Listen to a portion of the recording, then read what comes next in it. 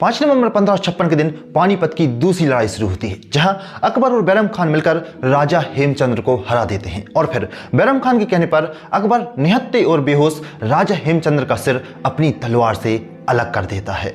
जहांगीर नामक किताब में अकबर की लगभग 35 बीवियों के बारे में उल्लेख है। वहीं अकबर के समकालीन अब्दुल कादिर बदायूनी की किताब मुंतखाब उत तवारीख में अकबर के हरम में लगभग 5000 औरतें होने का जिक्र है।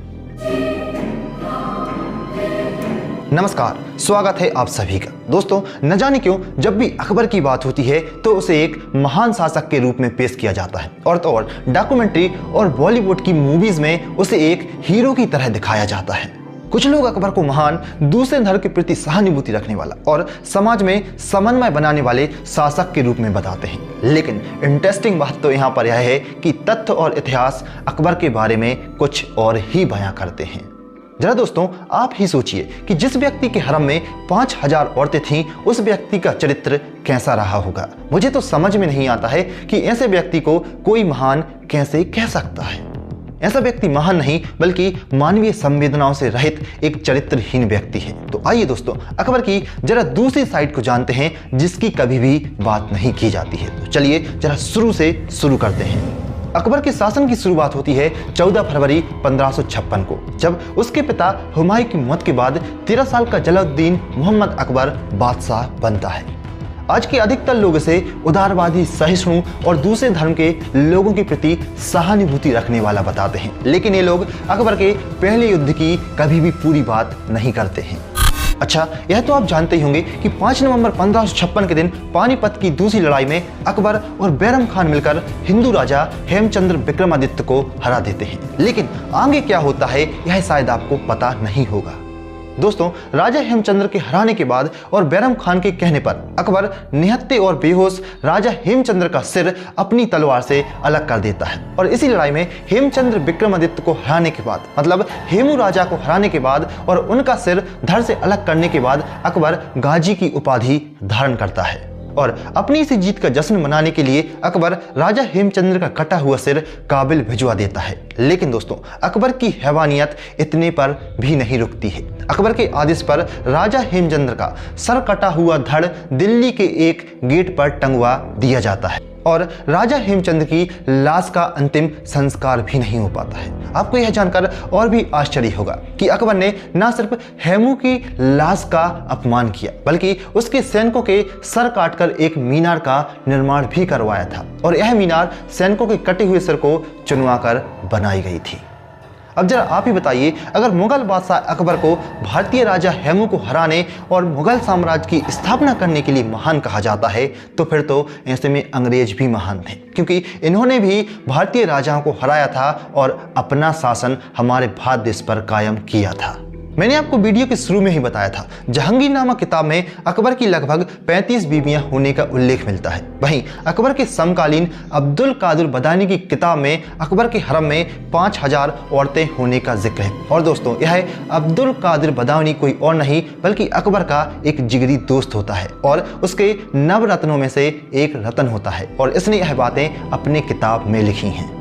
और अब जरा यह भी जानिए कि ये औरतें अपने मन से हरम में शामिल नहीं होती थी, बल्कि युद्ध में राजाओं को हराने के बाद अकबर उनकी बेटियों और रानियों को जबरदस्ती हरम में भेज देता था। इतना ही नहीं, अब्दुल कादिर बदायूनी की इसी किताब में हमें एक उल्लेख भी मिलता है कि अगर अकबर को किसी की बीवी पसंद आ जाती थी तो उसे ना चाहते हुए भी अपने पति को तलाक देना पड़ता था, ताकि उसे अकबर के पास, अकबर के हरम में भेजा जा सके। इसी किताब में एक शादीशुदा महिला पर अकबर की बुरी नज़र का उल्लेख भी मिलता है। होता क्या है, एक बार आगरा में अपने प्रवास के समय अकबर की नज़र सरदार शेख बदाई की बहू पर पड़ जाती है। यह बेहद ही खूबसूरत होती है, जिससे अकबर यह ठानता है कि वह इससे शादी करेगा। और जब यह पैगाम शेख साहब और उसके बेटे को सुनाया जाता है तो फिर अकबर के डर से उसका बेटा अपनी पत्नी को तलाक दे देता है और फिर उसकी पत्नी अकबर के हरम में भेज दी जाती है। वास्तव में दोस्तों, हुआ क्या है कि अकबर को महान बताने वाली कपोल कल्पना का बीजारोपण एंग्लिकन इतिहासकारों द्वारा किया गया है, जिसे नेहरूवादी और वामपंथी इतिहासकारों ने आंखें बंद करके आगे बढ़ाया है। जरा सोचिए, अकबर ने सलीमा सुल्ताना बेगम से जबरन शादी कर ली थी, जो कि उसके जनरल बैरम खान की बीवी थी और यह रिश्ते में उसकी फुफेरी बहन भी लगती थी। लेकिन अकबर ने बिना रिश्तों की परवाह किए अपनी मां समान सलीमा सुल्ताना बेगम से जबरदस्ती शादी कर ली।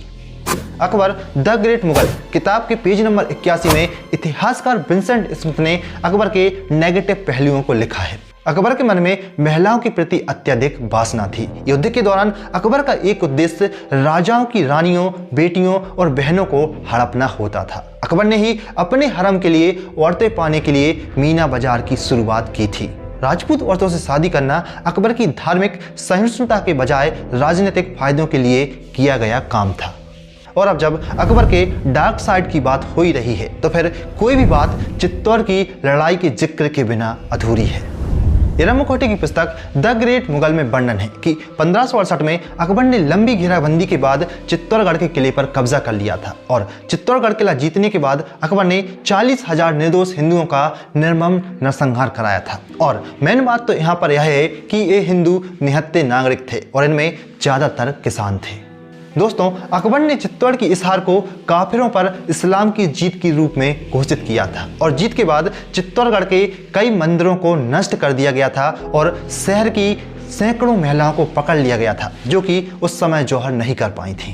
प्रसिद्ध इतिहासकार जेम्स टॉड ने लिखा है कि चित्तौड़गढ़ में अकबर ने मारे गए लोगों को उनके जनेऊ का वजन करके मापा था और चित्तौड़ में मारे गए लोगों की जनेऊ का वजन 74.5 मन था। और दोस्तों, ये तो आप जानते ही होंगे कि एक मन में 40 किलो होते हैं और एक जनेऊ का वजन होता है 7 ग्राम के आसपास। और दोस्तों, आप जरा अब इस बात से अंदाजा लगा सकते हैं कि अकबर ने अपने घमंड और बहसीपन में कितने निर्दोष लोगों का नरसंहार चित्तौड़गढ़ में किया होगा। अकबर ने हिंदू राजाओं को हराने के बाद कई हिंदू मंदिर तोड़े, लेकिन कभी भी मुस्लिम राजा को हराने के बाद कोई मस्जिद नहीं तोड़ी गई, बल्कि युद्ध में उसे जो धन मिलता था वह उसे मक्का भेजता था। दावा किया जाता है कि अकबर ने गैर मुस्लिमों से लिए जाने वाला जजिया कर वापस ले लिया था, लेकिन दोस्तों, दरअसल जजिया को सिर्फ अस्थायी रूप से वापस लिया गया था और इस निर्णय को कभी भी ठीक से लागू नहीं किया गया था। यह भी तर्क दिया जाता है कि अकबर ने हिंदू मंदिरों के निर्माण और मरम्मत के लिए दान किया था, लेकिन इतिहासकार विंसेंट स्मिथ अपने पेज नंबर 58 पर लिखते हैं कि प्रयाग और बनारस के पवित्र हिंदू शहरों को अकबर ने लूटा और इन्हें पूरी तरीके से तबाह कर दिया। दोस्तों, महानता का एक पैमाना किसी राजा द्वारा जीते गए क्षेत्रफल या फिर राज्यों से भी होता है और यदि हम अकबर के अधीन मुगल साम्राज्य के राजनीतिक क्षेत्र और विस्तार की तुलना करें तो यह मौर्य साम्राज्य, मराठा साम्राज्य या फिर ब्रिटिश राज्य से भी बहुत कम था। और तो और अकबर का साम्राज्य गुप्त साम्राज्य के क्षेत्रफल से भी कम था। इस लिहाज से अकबर ना तो एक महान शासक था और ना ही उसने दूसरे धर्म के लोगों के प्रति विशेष सहिष्णुता की भावना दिखाई थी। और अकबर द्वारा चलाया गया दीन ए इलाही धर्म ही सिर्फ सुन्नी उलेमाओं और दरबारी अधिकारियों को मूर्ख बनाने का एक हथकंडा मात्र था और इस दीन ए इलाही धर्म की आड़ में वो कुरान के उल्लंघन के आरोप से बच सकता था। और दोस्तों, अब अकबर की इतनी सारी डार्क साइड जानने के बाद भी अकबर को यदि कुछ लोग सहिष्णु इस्लामवादी और महान बादशाह बताते हैं तो फिर ऐसे लोगों का कुछ भी नहीं हो सकता है। ऐसे लोगों को समझाना फिर बेहद ही मुश्किल है। वीडियो कैसा लगा है जरा कमेंट में बताएं। पसंद आया हो तो लाइक करें, दोस्तों को शेयर करना ना भूलें। आपका हर एक लाइक, हर एक शेयर मेरे लिए मोटिवेशन का काम करता है। चैनल को सब्सक्राइब करके रखें। मिलते हैं अगले वीडियो में। जय हिंद।